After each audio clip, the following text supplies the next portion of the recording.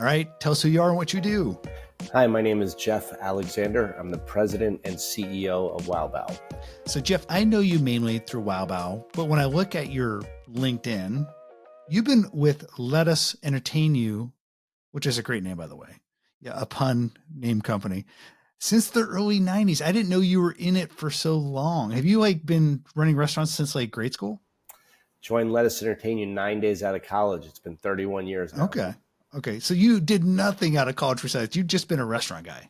Yeah, and in college, I was managing a restaurant bar for 3 years while taking classes.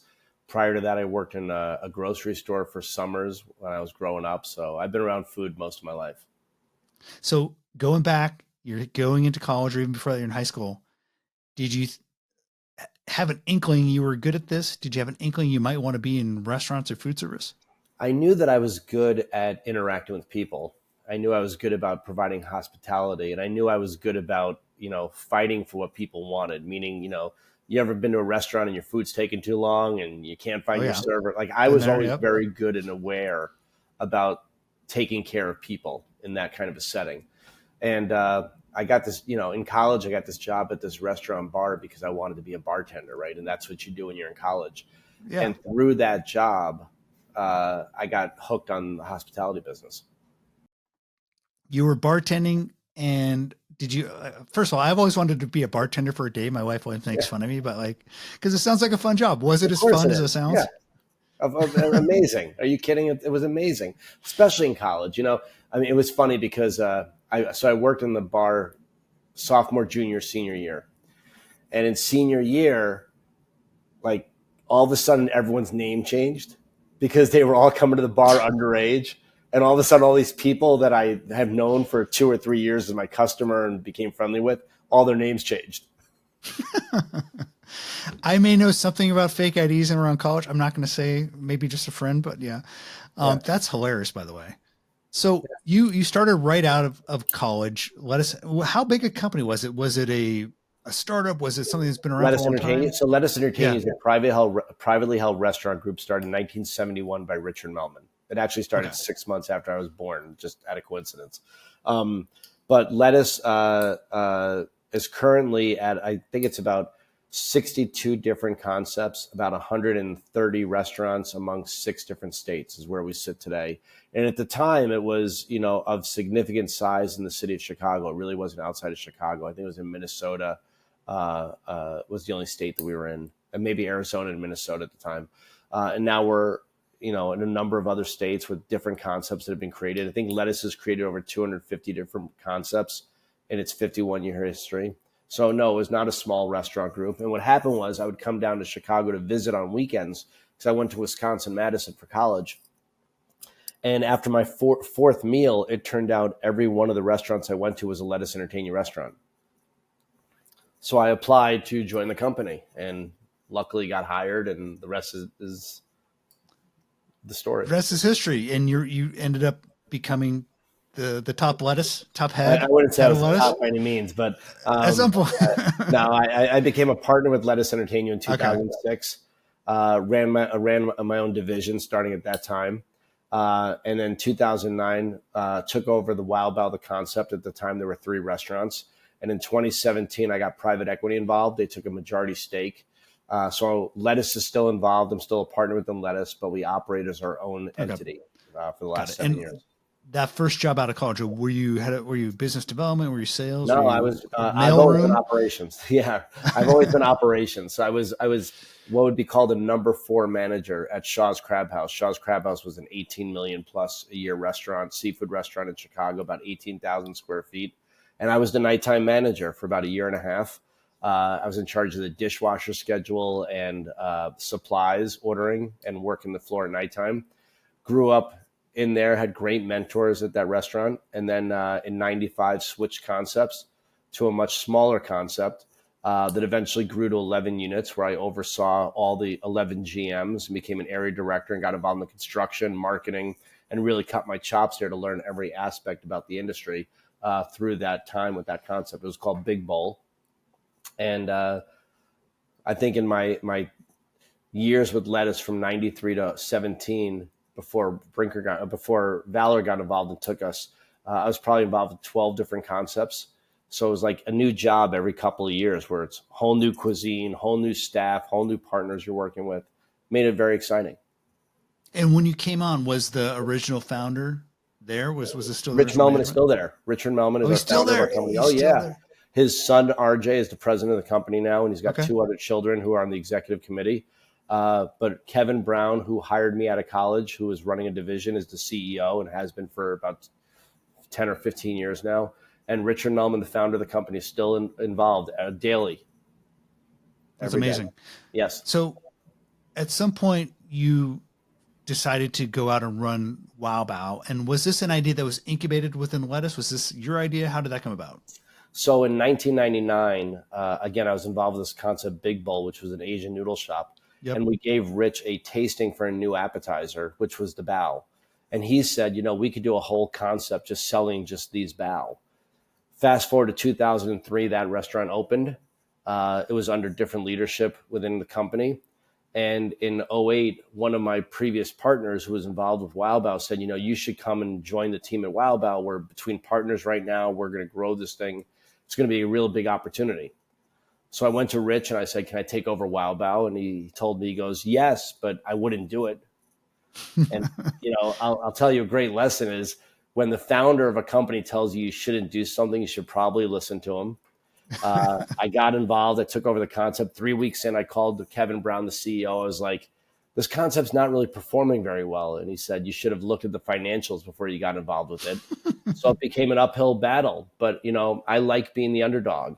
And when you have zero access to capital and your stores are not performing the way they need to be, that's when the best ideas come up. And over time, we became, we started using a lot of technology. We had self-ordering kiosks in 2010. We had we had desktop ordering in 2009. We were the third restaurant in Chicago to partner with Uber Eats and DoorDash when they came to market in 15. We were the first lettuce brand to enter the airport, college campuses, and sports stadiums. We got involved with grocery stores in 2015. So there's a lot of things that we did that Mm, a lot of restaurants don't do because mm. we had to find ways to make money and produce. I think that's really interesting. You said when you don't have access to capital. I mean, we've watched, the past decade, a ton of new concepts, some of them venture funded, come and go.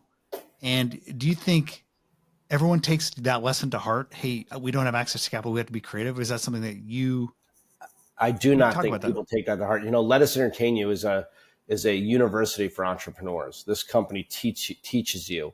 to find your way. It's like being thrown into the deep end of a pool sometimes. And the difference is there are a lot of lifeguards, right? People who have gone through the failure and the struggle to guide you. And Rich and Kevin have been unbelievable mentors to me about finding my way. And, but no, I don't think everyone's up to the task. I don't think everyone thinks outside the box. I don't think people are willing to take a lot of risks. And, in 2019, we had this idea based on our private equities network of restaurants and Let Us Entertain You's network of restaurants. We thought we could sell our food to these restaurants out there, and they Mm. could sell it on out their back door on third-party delivery platforms, and we could grow our national footprint because we already had distribution of the product. So we built out, marketing plans. We built out third-party relationships and grew supply chain and created training materials. And in January of 2020, we launched one location. It was a sister restaurant of Lettuce out in the suburbs of Chicago. And 8 weeks later, COVID hit and restaurants across the country shut down. And we didn't know that was coming like the rest of the world, but we were ready, Hmm. by luck, I guess. And we launched 150 of these delivery only kitchens in the next 6 months and launched another 400 the following year. And that That's only comes crazy. because you're willing to take risks or think outside the box or, have a good support team who will back your wild and crazy ideas. Yeah. And I was going to get to that because when I think about the ways you guys have tried to do innovative things, your dark kitchen or ghost kitchen strategy or whatever, out the back door strategy, you guys have succeeded where a lot of folks have failed. And I think your model's interesting in that you do centralized preparation of the bows, right? They're frozen. Talk a So little yeah, bit about the model because it's different. yeah, it's completely different. And I don't use the word where others have failed. I don't think anyone's failed. I think there's been incredible learnings for all of us to improve. Okay. I look at it separately. I mean, trust me, I like being the winner, but let's give credit where credit's due. Right. So we have, as I said, we have national distribution of our product, right? Because we've done airports, college campuses. We have our bow, our pot stickers, our rice bowls, and so on, all available through distribution. So the model that we do is we take the food and on paper, we sell it to Dot Foods. Dot Foods is a distributor to other broadliners, Cisco, US Foods, right? And run the gamut. They all buy from Dot Foods. So in that model, we've sold it to Dot Foods at a markup. That's how we make our money. And then Dot Foods sells it to Cisco. Cisco then sells it to the operator. Operator sells it to the consumer. So the operator has their food cost, which is them buying the product, which is how I got paid. And then the operator pays their third-party delivery platform whatever percentage they owe. And all the other money is kept by the operator. And we created a model that operator can keep 40%. Our goal is for every one of our locations to do $100,000 a year in sales. That's $2,000 a week. And they can make $40,000 in cash. These other models is all about splitting revenue and, whose bank accounts are going. We took all that way out. more We complicated. focused and made it easy. And we have partners. We have a partner that has 130 locations with us, and they're doing about $9 or $10 million in top line sales. And when I talk to you about 40% going to the bottom line, do the math. It is not a small number what these people are putting out there. So how many of these are any of these sister restaurants? Because I know you started with your sister restaurants. And None of them. is it a different? Is it none of them? Okay. None of them. These are all other businesses, other restaurant groups who we have partnered with to help them succeed, make money, have a new revenue stream, and so on. And now you're at around 600 or so We've launched over 800 or 900 since 2020. I think live right now we have about 500 plus stores open right now. That's not the only place you guys have innovated. I know you guys are doing, I think, kiosks. You've dabbled Hot in food vending Web3. machine. Yeah, hot food vending machines. Yep. Let's talk about those. So are these technologies or products that you make the vending machines, or you have a partner there? So it's interesting. So for years, I always thought our food would be great in a hot food vending machine. And we found a partner in late 2017, early 18. And we got pretty close to launching, and then they went bankrupt. And so we've been on the hunt for a hot food vending machine partner ever since. And there's a group out in Florida called Automated Retail Technologies. They have created a Just Baked kiosk, which is a hot food vending machine that our food works fantastic in. And you get from a refrigerated state, you get hot bow in 32 seconds. They have about 500 plus machines deployed across the country right now in airports, college campuses, manufacturing facilities, highway oases.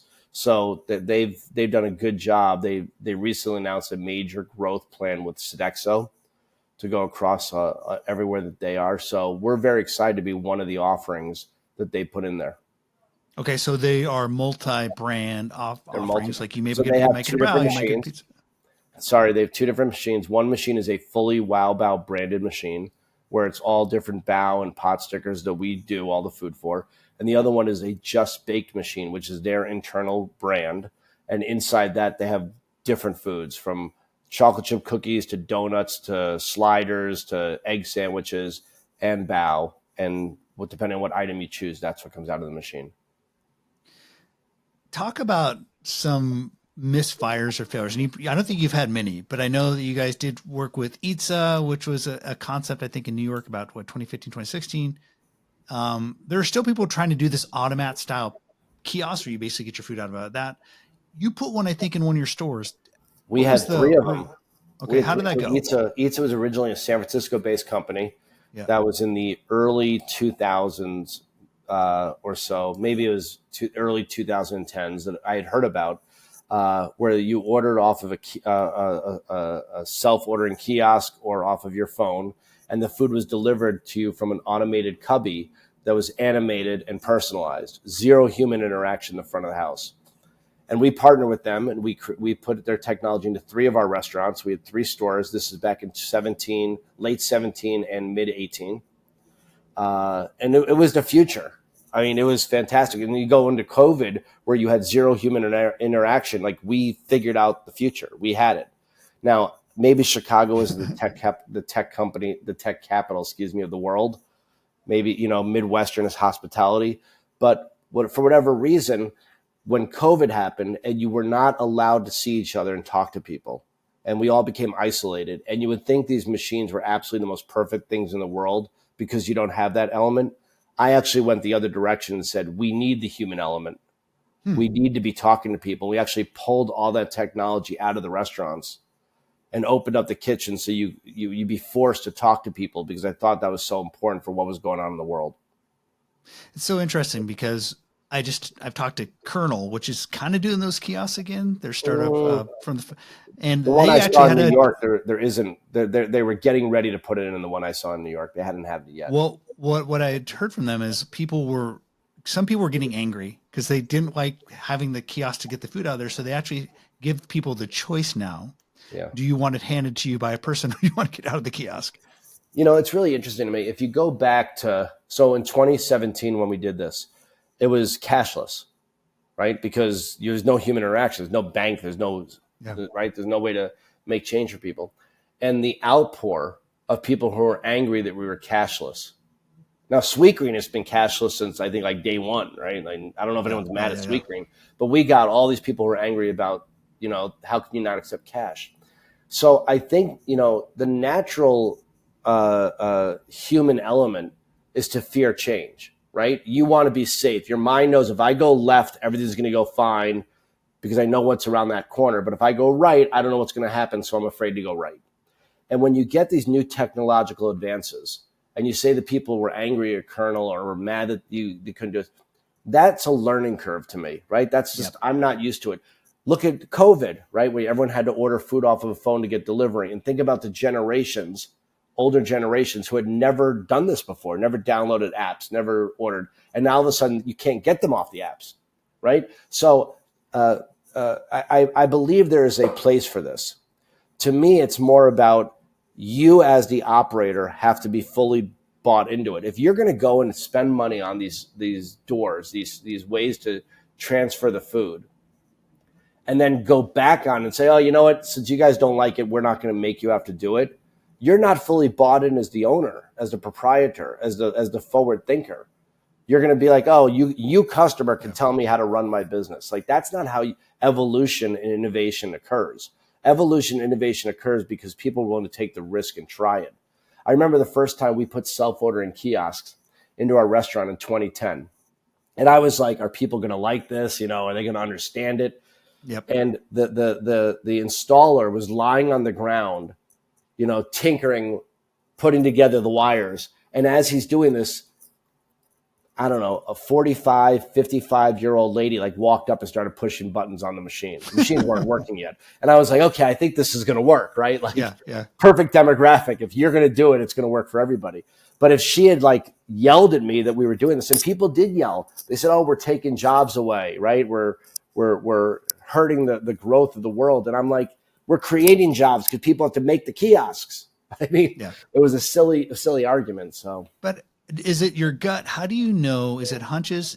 How do you avoid a critical mistake where you insert a new technology and it's just maybe not that this has happened to you?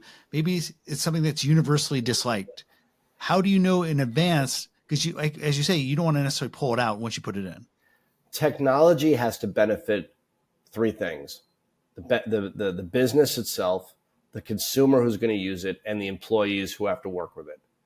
If it checks all 3 boxes, I don't think you can go wrong with it.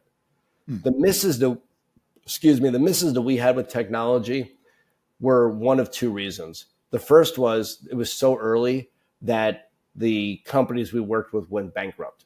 Right? We had mobile ordering in 2009. I mean, in 2010 they went bankrupt. We had digital couponing in 2010, like pre-Venmo. They went bankrupt, right? The second things were, is just, is it right for what you're trying to accomplish? And is it talking to the consumer that needs to interact with it? And it is, like I said, if it checks the box about being right for the business, right for the consumer, right for the employee, you can't go wrong with it.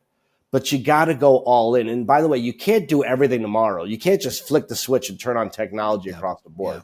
Like as an example, we've run NFTs. We've been doing NFTs now. So we got involved in the NFT world in 2022.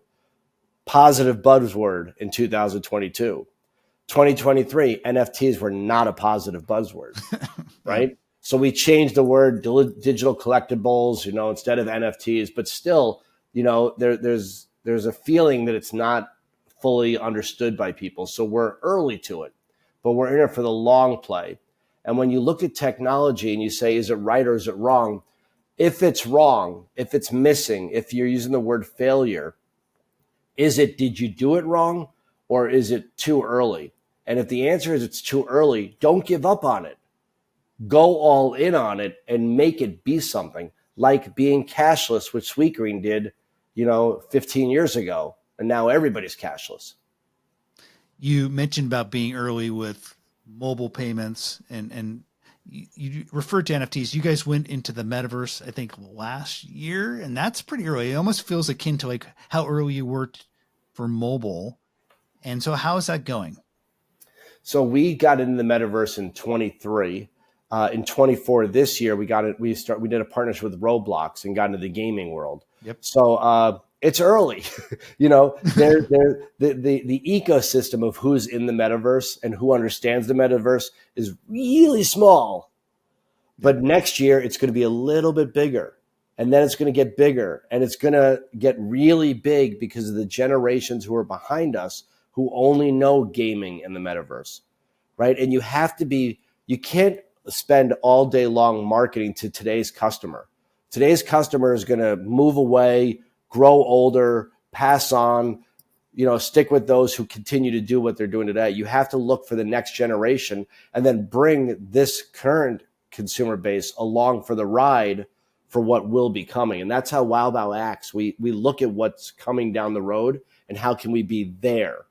Also, by getting involved with that technology early, you're forgiven. Like we can help write the narrative of how that technology should be used. And if we mess up, no one's going to care because no one else is doing it. And by the time people are doing it, you have had multiple generations of versions of working through it. And we're on the next thing. We'll be on to whatever the new thing is at that time.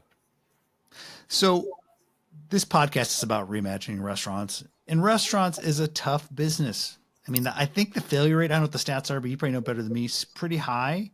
What are most restaurateurs doing wrong? I don't know if anyone in the world can answer that question. That is taking a general question and looking for a general answer, but there's not a general answer. Here's my gut of what operators are doing wrong. It's twofold.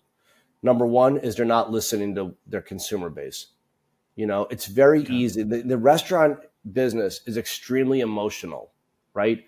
It's my food, it's my house, it's my music, right? And if you don't listen to the consumer telling you that they don't want this or they prefer that, and you're going to keep saying, but no, this is mine and this is what I want it to be, that won't translate. The second thing is in today's economy, and look, pre-COVID, we were in the hospitality business. Post-COVID, we're in the food business. I don't like the food business. I like the hospitality business. And we have gotten away from value. The price of today's menus, because of food cost and labor cost and making up for the loss during COVID and what we are charging the consumer, what we are giving the consumer doesn't match. I think in the last 5 years, no, the last 3 years, 21, I can probably name 5 restaurants that I've been to, and I eat out more than the common person, right? I probably eat out 4, 5, 6 times a week. It's your business, right? Yeah. I can probably name 5 restaurants that I believe I actually got what I paid for, from food, service, and so on. Is that disequilibrium going to be adjusted? Will we get it back in balance, or is this a permanent thing? That is. I think we can get back there if we commit to being back there. And there are some people who are committed, right? But look, we're still our teams are still overworked. I mean, how many restaurants do you go to where they say they're understaffed, but they open the entire dining room? And so you're pre-COVID, a nice restaurant, a nice meal, right? A $50 on meal per person probably had a server that had somewhere between 4 to 6 tables, right? And if you went to a $150 restaurant, it was probably only 4 tables a server had. I go into restaurants now, there's only 2 servers in the entire restaurant and they open up every table. How many people have a menu of 30 menu items and still have, and only have half the cooks in the kitchen, but are still offering all 30 menu items? Like there are answers to make it work, but the industry is not acknowledging those answers because we so badly want to be where we were that we're charging this and delivering here. It's just it's so disproportionate. So to me, those are the 2 biggest issues that I take with what's going on in our industry right now. Why people are failing, struggling, not succeeding, and so on. I went into a new sushi restaurant. It was kind of a fast sushi restaurant about a month ago with my daughter. The woman who was making the sushi was the only person in the restaurant. And she was taking the orders at the tables. It was insane. I felt so bad for her. Yeah, you felt bad for it. At the same time, when you finally thought you were going to get your food, which probably took 20 or 30 minutes, someone else walked in the restaurant and delayed it. And the menu prices didn't come down. Right. And we showed her grace because you tip her because it's not her fault, but the owner needs to get more employees in there. But that's the other thing. I mean, the last time I went to a restaurant and look, again, pre-COVID, management was walking the floor. Management was checking on tables, making people feel welcome, special, pouring water, bussing tables, right? Part of the environment. Now management is working the host stand because we can't afford a host or the host didn't come to work. And the manager is stuck in a silo and there's nobody watching the restaurant. Is technology the answer? Is it robotics? Is it AI voice bots? Their technology can help with it. I coined this phrase that my PR team hated back in 2017 when we started using the fully automated restaurants, hospitality, right? You need to have the merge of hospitality and technology. That's not great. No, I told you they hated it. But the idea is the merge of hospitality and technology to create, the intersection. Yeah. Technology can only do what it's supposed to do, right? If it's supposed to, make change or take your order, that's all the technology is going to do. It's not going to create an experience. It's going to do a function. Yeah. You have to layer in, for instance, one of the greatest things I think is pay at the table, right? Yep, I think it's a great thing. Love it. Yep. But you know what I hate? I hate the server standing next to me watching me tip. Yeah, that's weird. And everyone does that. They walk over to you. Oh, you're ready for, what happens now? You say, can I have the bill? And they bring this machine over and you take their card. No one's giving you a bill anymore. Like, I don't know if the bill's right. I don't know if you added 3 extra items on my bill. I don't know if you bought me dessert. I don't know anything. Just here's my credit card. Then you take the credit card, you put it in the machine, and you hand me the thing, and you stand there so I don't steal the machine. I have to tip in front of you. Like, part of the experience of dining out was getting the bill, taking your time with the bill, paying the bill, and sitting there and finishing your coffee. Now, when someone stands over you and you pay at the table, you feel like I have to leave immediately. Yeah. That's what I mean about technology and hospitality aren't matching up. Yeah. You got to find that balance. If you were to start a restaurant today, you were just new to restaurants. Shoot me. Yeah. Would you not? Would you run as fast as possible in the other direction? Or is there a big idea you'd want to try out? No, I don't have my if I could be like the happiest guy in the world, I would move to either a college football town or somewhere on the beach and have a really great sports bar. Great burger, great appetizers. You be bartender again. You want to be bartender again. That would and have this one place where I have to be fully staffed so I could take the night off and enjoy myself. Yeah. But there's a part of me that wants to eventually just have one really kick-ass, if I could say that on the podcast, sports bar that has great food in a great environment, you know, because I miss that. That's comfort to me, right? That neighborhood place that you go to for every occasion, Where everybody knows your name. where everybody knows Well, your name. I know what Jeff's retirement plan is at some point. I first have to retire. And it doesn't sound like a very quiet retirement either. Well, Geoff Alexander, head of Wow Bao, always appreciate your insights, man. Thanks for coming on the podcast. Thanks for having me. Appreciate you.